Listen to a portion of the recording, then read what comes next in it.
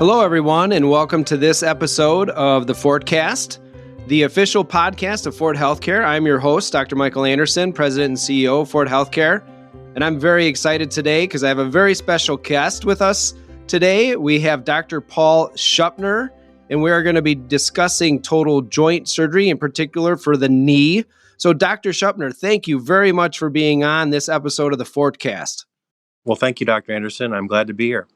So I've been with Fort Healthcare now for a little over 20 years. It's hard for me to say that because it feels like yesterday, but how long have you been with Fort Healthcare now? I started practice 10 years ago, so I'm just now in my 10th year.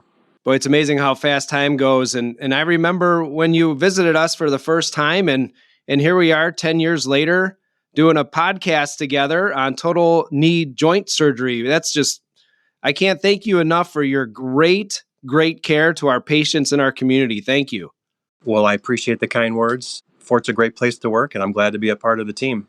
All right. So, Dr. Schuppner, we had a wonderful podcast earlier with Jonathan Beck in regards to pain management with total knee joint surgery. And what I'd like to discuss with you today is the actual surgery itself. But before we get into that, if you could just let our listeners know what are the main reasons and what are the main symptoms that go along with a patient on their journey to potentially getting total knee joint surgery?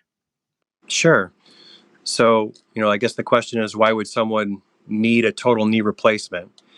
The simple answer is osteoarthritis. From a medical standpoint, that is by far the most common diagnosis that will be associated with knee pain. There are other diagnoses, but not to bore the audience. Rheumatoid arthritis would be one, or post-traumatic arthritis. But by and large, for most patients that present to the office with knee pain, osteoarthritis is what we talk about, usually in quite some detail. In layman's terms, it's a degenerative process, and we just call it kind of a wear and tear type process or a wear and tear type pain. You asked about symptoms for the patient. In general, with knee pain, most patients are going to come to the office and report pain in or around the joint. They'll describe stiffness of the knee, and a lot of times swelling can be an important factor that goes along.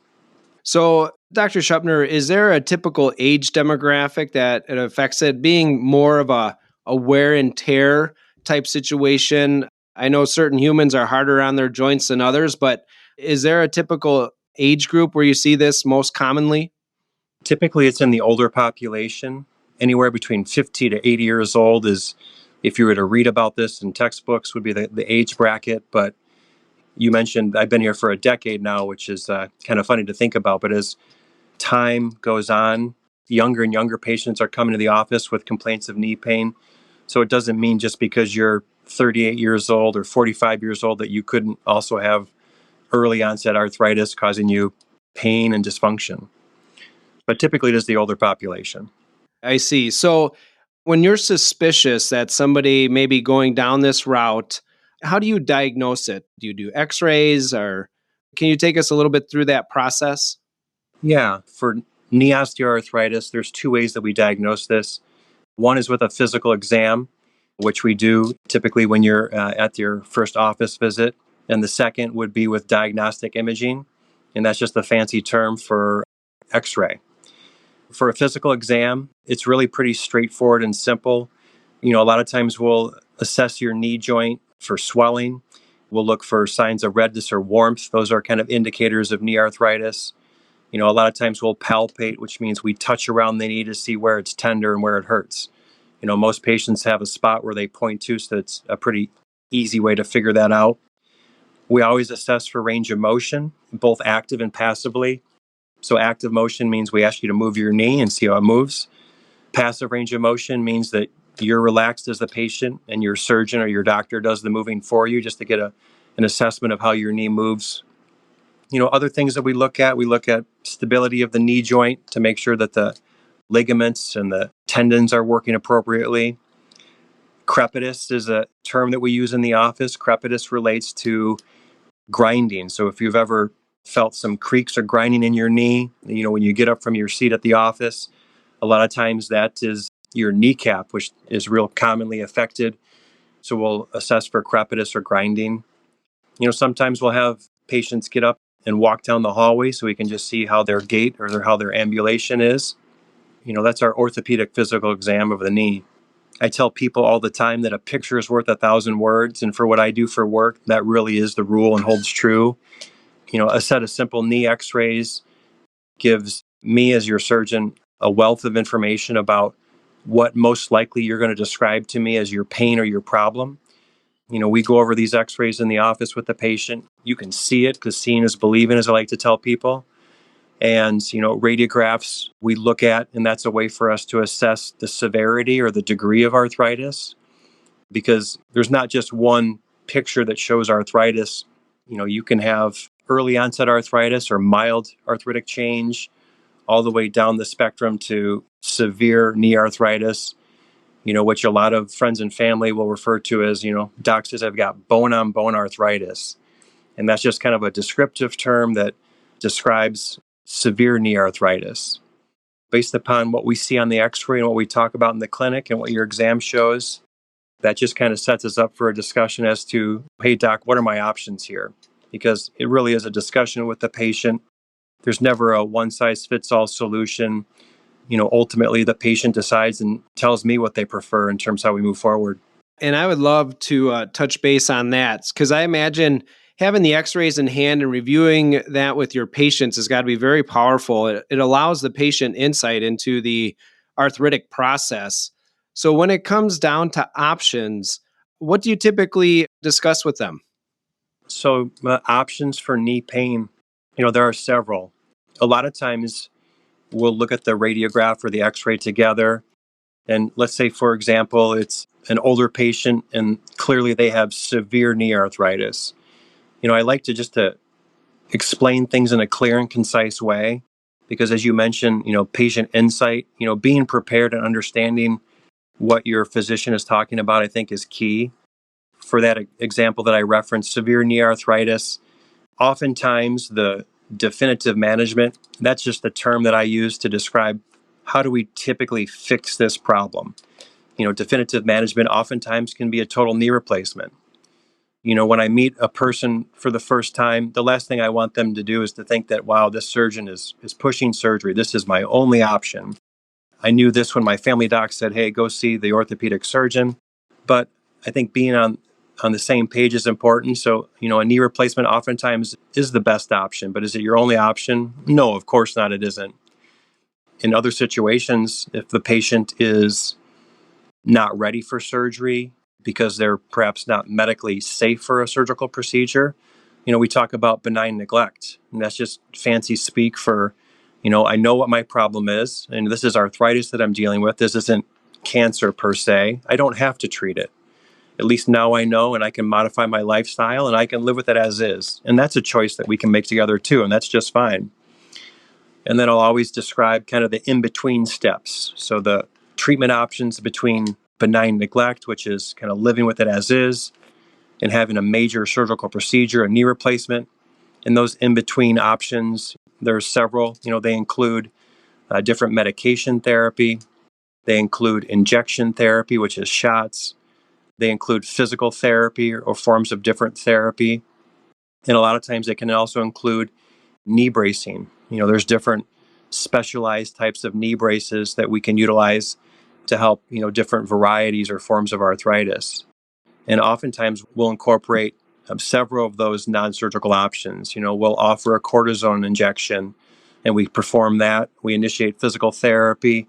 We can order that custom knee brace and we see how the next 6 to 12 weeks play out for you. And if your pain goes away or if it's improved, it's just fine to live with knee arthritis. It doesn't always have to be treated surgically. Well, I think that's a very valuable thing for people to remember and take away, that there are multiple options of treatment. It's not just a surgery. But Dr. Schuppner, let's say that patient fails those more conservative measures and they don't want to live with it. And now they start to ask about surgical options and total knee joint replacement. So when you get to that point with a patient, how do you approach them with the joint replacement surgery? What is their process? when I speak to a patient about total knee replacement, and it's not just me, this is a conversation in the United States that's had by many orthopedic surgeons every single day of the week. Over the last few years, there's roughly 800,000 total knee replacements that are performed annually. That number is expected to triple by the year 2030. So just over the next 5 to 6 years, the number of joint replacements specifically for knees are expected to triple, which is really astounding when you think about it. The first thing that I'll discuss with patients is being prepared. The more prepared you are, the more you know about your knee replacement procedure that's upcoming, the better off you're going to do. And without question, I feel strongly about that. There are patients that, frankly, probably shouldn't have a knee replacement if they're not prepared. And by being prepared, there's different aspects of that. Of course, a physical aspect is part of it, but there's also a psychological aspect and a social aspect. So when we discuss a total knee replacement in the office, it can be a lengthy conversation. We talk about optimizing yourself for surgery. That's kind of a catchphrase that many different physicians throw around or discuss with patients, but you want to be optimized for your surgery. And for knee replacement surgery, part of that is a strong, healthy leg, or as best as you can accomplish. Sometimes we'll incorporate physical therapy leading up to a procedure to help increase your strength and mobility. Part of our conversation is just about the fact that, psychologically, a knee replacement is a major procedure. The first 2 or 3 weeks after a knee replacement, they can be challenging. Your knee is going to be sore. It's going to be swollen. Some days, frankly, it's just going to hurt. And you're not going to want to necessarily do the exercises that we all want you to do. And so there's a team approach to kind of progressing you as the patient those first few weeks after therapy, after your surgery. And therapy and your physical therapist is a key component of that. We also discuss, prior to your surgery, kind of the social aspects. So we talk about your life. Where do you live? Who lives at home with you? Who is your loved one that's going to be around? Or who is your good friend or family member? Or at least, living in this area. People have great neighbors in Fort Atkinson and the surrounding communities. So who's your neighbor that's going to help out? Let's say we're going to replace your right knee. Well, that's your driving knee. So that means that for a period of time, you're not going to be safe, nor are you going to want to drive a vehicle. So for, a month or sometimes longer, you need to be thinking about who is my loved one that can take me to my checkups, who can take me to physical therapy. So these are the things that we incorporate with that preoperative discussion to get you thinking so that you're prepared. And being prepared is just the key to success. Just to answer your question in a little more detail, we talk about length of stay after your knee replacement. Not too long ago, patients would spend a night or several nights in the hospital, but over the last few years, for different reasons and factors, total knee replacement has become primarily an outpatient procedure. And that means that many patients have surgery early in the morning and go home at the end of the day. We talk about your anesthesia, what type of anesthesia and how is that going to impact you. We always talk about the recovery length. We talk about postoperative pain control. So it is kind of a lengthy discussion to get you prepared for surgery. I don't think I specifically answered your question about describe the knee replacement. So if I may, I'll try to do that here briefly. A knee replacement, the surgery, we always get asked from patients, hey, doc, how long will this take? In general, the answer is typically between 1 to 2 hours. From a surgeon standpoint, there's 4 basic steps to performing a knee replacement. Step number 1 is that we prepare the bone. So, what does that mean? In essence, we use carpenter jigs. By using these carpenter jigs, we can take and make a series of geometric cuts to remove the damaged joint, the arthritis, which is the damaged cartilage and bone. After we prepare the bone by making those geometric cuts, by taking really small slivers of bone with the overlying affected cartilage, the affected arthritis, if you will, we'll move on to step 2. The second step is positioning the knee implants or the metal implants, if you will. After using those geometric cuts, we replace that area of arthritis and we replace it with metal components. The metal components that attach to your thigh bone, which is your femur, and the metal component that attaches to your shin bone, which is your tibia, most of the time in the United States are fixed to the bone with a bone cement. The third step for most surgeons in the US is that we'll resurface your patella. Your patella is your kneecap. So we actually make a surgical cut through the bone along the undersurface of your patella. And that small sliver of bone with the overlying arthritic cartilage is replaced with a plastic button that's usually held in place with bone cement. The final step, the fourth step for a knee replacement, is we insert a plastic spacer. This is a medical grade plastic spacer. It's placed between the metal components, and this creates kind of a smooth gliding surface to recreate your knee joint. Those four steps from a technical standpoint is what I do, is what your orthopedic surgeon will do while you're under anesthesia and while we perform your knee replacement procedure. Well, that was a wonderful review of the process.